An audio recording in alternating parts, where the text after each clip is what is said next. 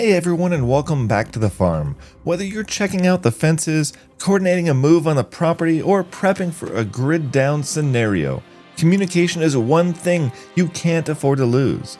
But if you've ever looked into handheld radios, you've probably seen a wall of acronyms: UHF, VHF, GMRS, FRS.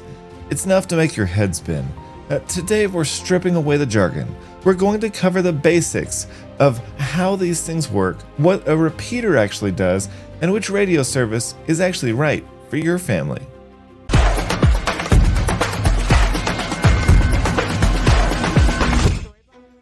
Okay, first off, let's talk about operation. It's not a cell phone. You can't both talk at once when you're talking to someone else. It's something called half duplex communication. So we'll go ahead and get a radio up here that I have. This is Anytone 878 that I use quite a bit, and this would be a perfect example here. We'll go ahead and turn it on and just keep the volume down. So there's a couple of buttons on here that you need to be aware of. You have all of your keypads down here, and that's where you enter in frequencies and whatnot. You'll typically have at least a volume and an on-off switch on top. This one has a channel knob, which most may not, honestly. And then you have a push-to-talk button. This is the big one here. This is the most important button. When you hold it, you wait for about a half a second for the radio to engage, and then you speak, and you release it, and you can hear the other person and they do the same. It's simple, but you'd be surprised how many people forget to let go so they can hear the other party talk. Now, there's squelch, which is an internal setting to the radio. That's something else you need to keep in mind. Have you ever heard the harsh static from a radio? That's the background RF noise. That squelch is kind of like a filter. You turn it up to almost gate out that noise so you only hear clear signals. You set it too high and you'll miss weak voices. You set it too low and you'll be listening to static all day. So you kind of got to fiddle around with it to get the right setting. Then you have something called simplex or duplex. Now, simplex radios is where radio A talks directly to radio B on the same frequency, which is great for a line of sight. So I have a little example here from the Hawaiian Department of Education, which just works perfect for us here. So talking about simplex, this would be like the radio you're using, and say that this repeater was another radio. It uses frequency A to talk, or B to talk to the radio, and it would go B back. That's simplex. Now we have something called duplex, which is talking on one frequency and listening on a separate one. And this is how we use repeaters. And so let's talk about this example here, and this or graphic, and this will explain a lot more about how repeaters actually work. So you got your radio here that you're speaking into it, which I love the smiley face speaking, by the way. And it transmits, the radio transmits on frequency B to this tower. And at the antenna system, it goes to the receiver where it receives frequency B, and through the controller where it transmits onto transmitter A through frequency A, where it goes back to the radio. And at the same time, where it's transmitting out omnidirectionally, it can go to another radio, which may be over a tall thing or a mountain. And that way you can talk over mountains, through buildings, or really around buildings, and it makes it a lot nicer. So, then you have, so the repeater, right? Handheld radios are not line of sight. So like I said, if there's like a big hill or a lot of dirt between me and my neighbors, simplex just doesn't work. And that's where a repeater, like we just talked about, comes in. It's basically like a high-powered radio that sits on a mountain or a tall building. It hears that weak signal from one handheld on one frequency and will instantly rebroadcast it at a much higher power on another frequency. And so, like we mentioned before, this can actually turn like a 2-mile range radio into like a 50-mile range radio just because of the repeater. Now, another term we need to talk about is offset. So when you're using a repeater, your radio has to switch frequencies when you hit the push to talk button. And that jump is called the offset. So when we're looking at this guy here, this chart, we have frequency B and frequency A. So if you talk on frequency B and if the repeater were to transmit back on frequency B, you'd be washing yourself out and you couldn't hear anything. So what it does is it receives on frequency B, and it'll transmit on frequency A. And that difference between frequency A and frequency B is what's called the offset, and you have to program that in when you program your radio for the repeater. All right, so let's talk about the next topic here after offsets, and that would be the privacy codes or CTCSS tones. So you might see them, especially on FRS radios or smaller radios, which we'll talk about in a second, as something called privacy codes. But what they actually are CTCSS tones. And here's the truth about them. There's nothing about them that's private. It is just a marketing gimmick. So CTCSS, which stands for Continuous Tone-Coded Squelch System, is kind of like a digital key sent with your voice.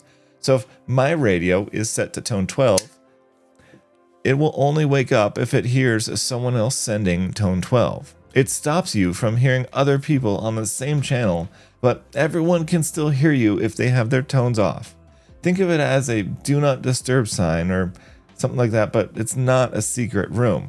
And they're pretty easy to program here. So like on our Anytone, for example, we're going to go to menu, we'll go down to settings, channel set, and a TCDT. Sometimes they refer to this, sometimes they just are listed as tones or CTCSS. So we'll go ahead and select the TCDT, and then in this case, we're going to do CTC. There's other tones called DCS, which I've honestly never used, but they exist.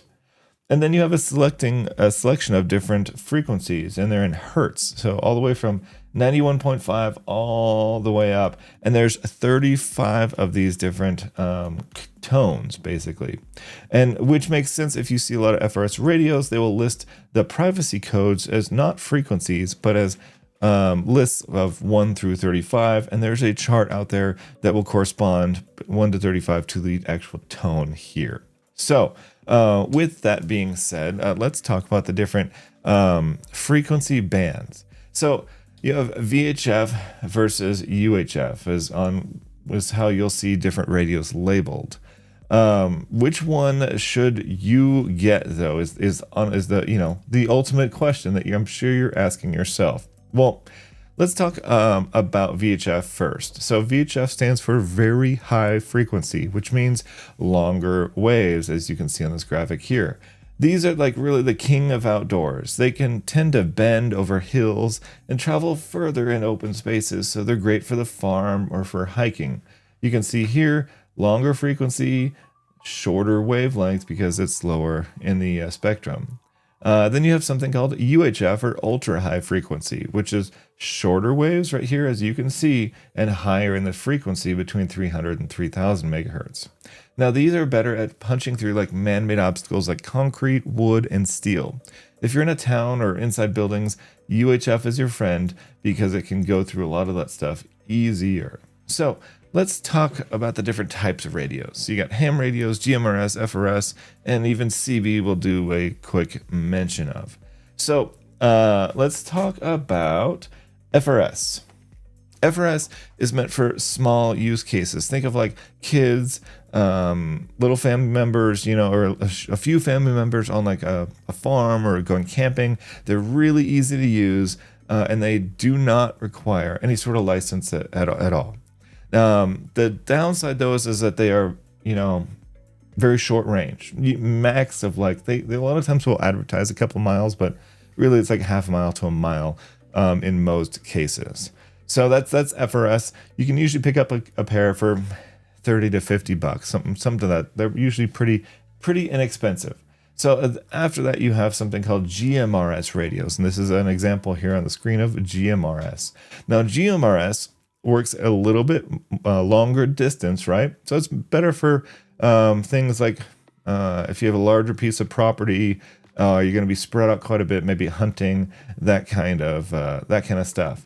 It is my personal favorite for homesteaders, and you do have to have a license for this, but it's only $35, and it covers your immediate family entirely for up to 10 years. There is no test associated with it, anything, and you can use repeaters and higher powered units. And the range is obviously longer because they're more powerful. So next thing is like a ham radio. Not this guy, that's CB. We'll get there in a second. Ham radio, like the one I have here, is the gold standard. You do need to pass a test for this when you get your license, and you can't use it for business, but it does give you the most power and access to digital modes like DMR. It's also very versatile. You can do a lot of things with your ham radio, VHF, UHF transceiver like this guy here. Highly recommend it if you want to do some fun and playing around with things.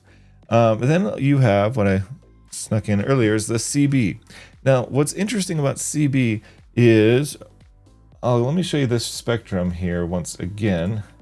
So CB is actually way down here in the HF range. It's actually about 27 megahertz, which is, I honestly didn't know for the longest time. So it's actually technically on an HF frequency, so it's got a lot longer wavelengths, and it's a very short frequency, so you need a larger antenna for reasons that we'll talk about in another video.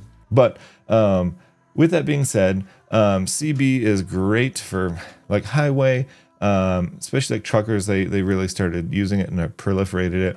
But like I said, the antennas are huge, and handheld CBs usually perform pretty poorly compared to others. That's why you see a lot of CB radios that look like this in cars and in trucks.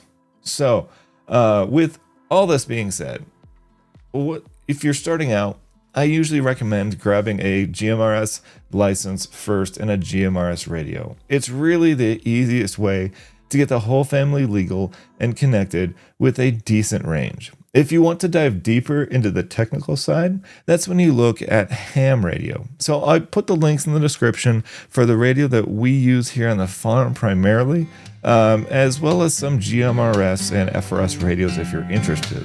If you found this helpful, hit that like button and subscribe. It really helps the channel. So stay safe, stay connected, and we'll see you on the next one.